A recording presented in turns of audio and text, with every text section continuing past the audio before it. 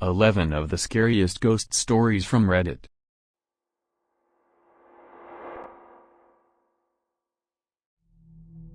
I was camping with my husband and his family at a small, remote lake in New Mexico. There were about 10 people in our group and another group of 6 people in the next campsite. It was nighttime and both groups were doing typical activities, making s'mores, having a few drinks and telling stories, when we all heard what sounded like a little girl yelling out for help. Neither group had children with them, but we were all positive we were hearing a little girl and decided to search the area we heard the noises from together. There was a field behind our campsites, and we all saw a very tall, pure white figure standing maybe 100 feet away from us in the field, making the noises. We all agreed this thing looked maybe 6 feet tall, skinny, and white as can be.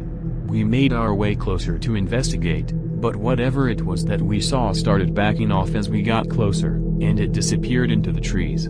All night we continued to hear a little girl calling for help as we tried to sleep.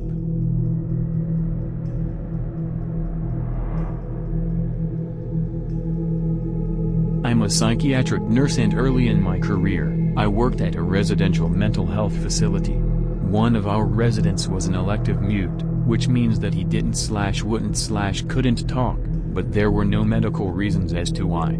He had spoken earlier in his life and in fact seemed quite normal back then, with the exception of being close to 7 feet tall. He'd been raised in the Deep South and joined the military when he was 19, but one night he vanished.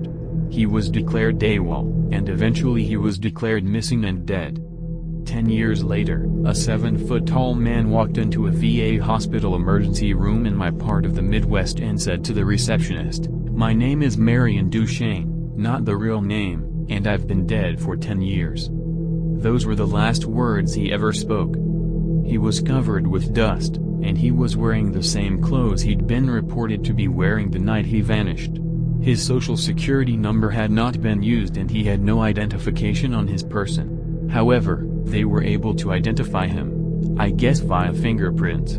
The family was notified, but they said they had already grieved their lost man and that whomever was claiming to be him simply could not be.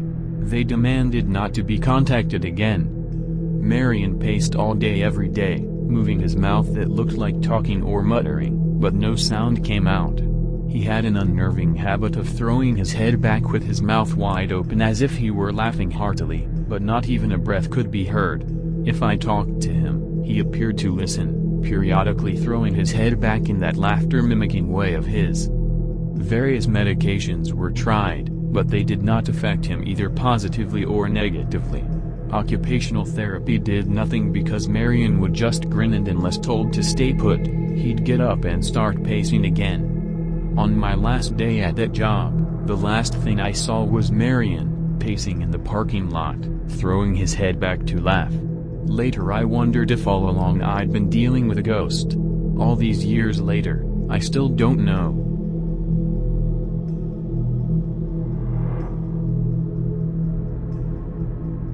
I was driving across country with my mom and sister when I was 16 and my sister was 20. It was late, but we were well rested still and alert. We were driving along an interstate and needed gas and a bathroom break, so we stopped at the only rest stop in 200 miles. There was a van full of teenagers on a road trip at the gas station, as well as a small gray car parked at the pump in front of us with 2 young men standing still outside of it. When we got there everything felt wrong. We'd been on the road for days and seen many rest stops at night and had never been afraid until then. My mom and sister went inside and I stayed in the car.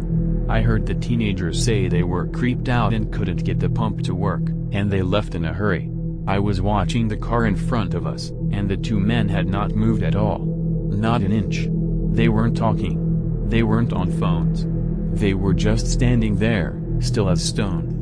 My sister and mom came running back out to the car, and when they got in, the 2 men slowly turned to look at us while not moving or pivoting the rest of their bodies, and I swear to fucking shit, we all saw the same thing. They had eyes dark as pitch and empty.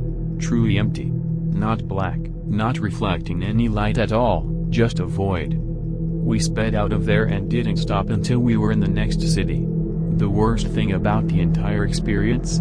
We couldn't find the place on any map. We knew exactly which spot on the interstate to look, and we couldn't find it on Google Maps or any paper map we had. We even asked locals about the creepy gas station out on that stretch of road and got only confused looks. We've traveled on that interstate since, and there is no rest stop.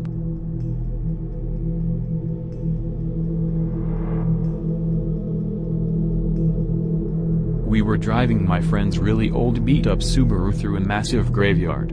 We stopped and walked down a hill and came across a little pond. There was someone sitting on a rock on the other side of the pond. The figure was all black and we couldn't make out any features other than the fact it looked like a man who was wearing some old-style top hat. We stupidly waved and shouted hi. He didn't show any acknowledgement and continued sitting still on the rock. All of a sudden, he jumped to his feet, started running to us on the water and then vanished in thin water about halfway on the pond. My friends and I screamed and ran back to the car. The car wouldn't start, and we heard something banging on the back of the car. It wasn't a constant bang, but every few seconds or so we'd hear it. Nobody was outside from what we could see in the dark, but something was making a noise on the car. I opened my phone and started dialing my mom to come give us a boost, but I had no service. None of us had any cell service. The next 30 minutes were spent trying to get her car started. No banging was heard afterwards, but we felt this heavy pressure around us. Finally, the car started and she hit the pedal to the metal. We sped out of the graveyard so fast. Immediately crossing the gates, all of our phones regained cell service. One thing I know for certain is that someone or something was out there, and it was not an animal or a human.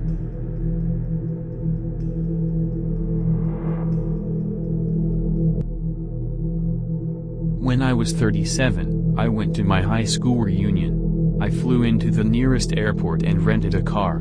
The distance was about 35 miles through a very rural and almost abandoned part of the country. About 3 miles outside of town I see someone on the side of the road, flagging me down. It turned out that it was one of the guys I had attended school with. Jim, not his name, gets in the car and we start talking. I had not seen him in 20 years, but he still looked the same, maybe a little older. We get to town and I ask him if he wants to come to the VFW and have a drink. He says no, just take me home. Jim's parents had lived only a few blocks from my grandmother's house, and I turned in that direction, but he said to take him to the outskirts of town. There was a mobile home park out there, and I figured that is where he lived. When we reached the end of the turnoff he said, "Just drop me here. It was good to see you again," and he walks off into the night. I go to the VFW, met some of my old classmates, we start to talk. As we are talking about who is coming to the reunion, I mentioned that I had just picked Jim up 3 miles east of town and had dropped him off. Everyone gets quiet, even the guy singing karaoke stops and lays down the mic. My cousin goes white as a new t-shirt. "Barb, Jim died on that curve 8 years ago. Rolled his car. We were all at his funeral," I was told. I started to feel really dizzy, and I went out to the car to take some deep breaths. There on the seat is the local newspaper, printed 8 years previous, containing Jim's obituary. I still have the paper.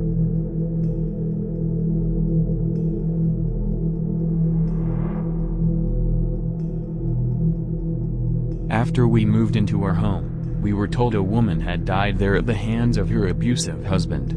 She hated men. My dad would wake up with scratches all over himself, and whenever my brother was mean to my sister or I, he would have scratches on him as well. One day, my brother hurt our sister. He hit her with something. When he woke up later that night he had a horrible bloody nose. The day we moved out, my brother accidentally broke his twin's arm trying out a wrestling move. He swears that he would have died that night if it wasn't our last in the house.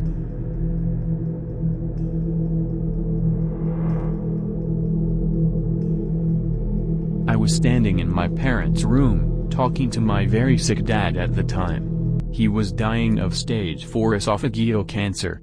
I got the feeling something was behind me. I looked towards the doorway to the living room and something about 4 feet 6 inches and fully black is peeking around the corner, with its hands on the door frame.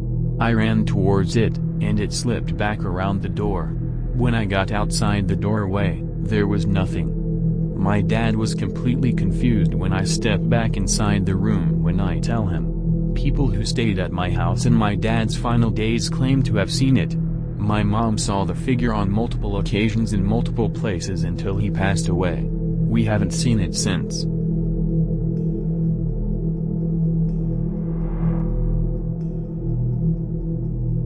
After my parents divorced when I was a teenager, I lived with my mother. I experienced lots of paranormal happenings.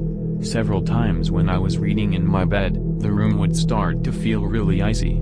Next, it would feel as if somebody that hated me was staring at me. When I got that feeling, I would leave the room and come back an hour later.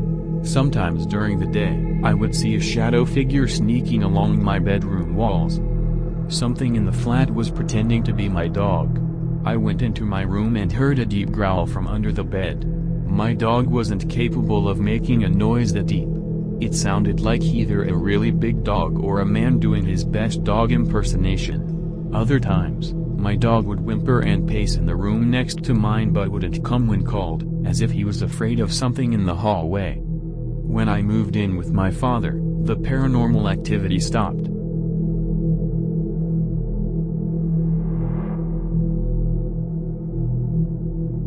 Shortly after college, I got married. We immediately moved into a basement apartment because that's all that was available within our budget. This place had a poltergeist, and my wife was terrified. Whatever resided there with us made it clear it wanted to live alone. Dishes, glasses, and other items would fly off the shelf. My wife was hit several times. There was always an ominous feeling like we were being watched. At night when we walked through the apartment in the dark, there would be insanely bright flashes of light that would illuminate the entire room. One night while we were going to bed, as soon as my wife and I walked into the bedroom we heard a voice from nowhere say, "My name, move." My wife looked at me, I looked at her, I said loudly, "You've got it," but we moved out 2 days later and stayed with family. The old lady who owned the place died a few months later, and the house was torn down. It is still an empty lot to this day, nothing but grass and a tree. I still drive by it every now and again.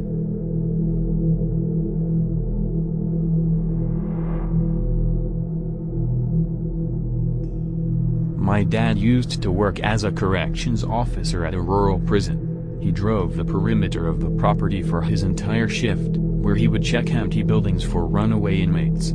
It was generally a boring job. One night, my dad was parked on a hill reading a magazine when he started to feel a thumping in his body. He described it as the feeling you get when speakers are playing a song with a really heavy bass.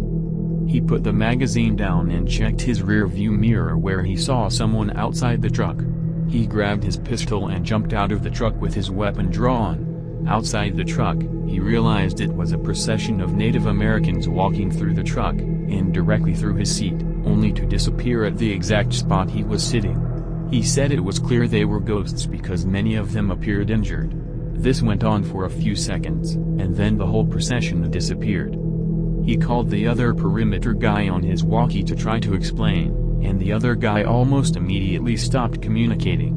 Turns out the other guy had seen this happen before but didn't believe in ghosts, so he wouldn't talk about it.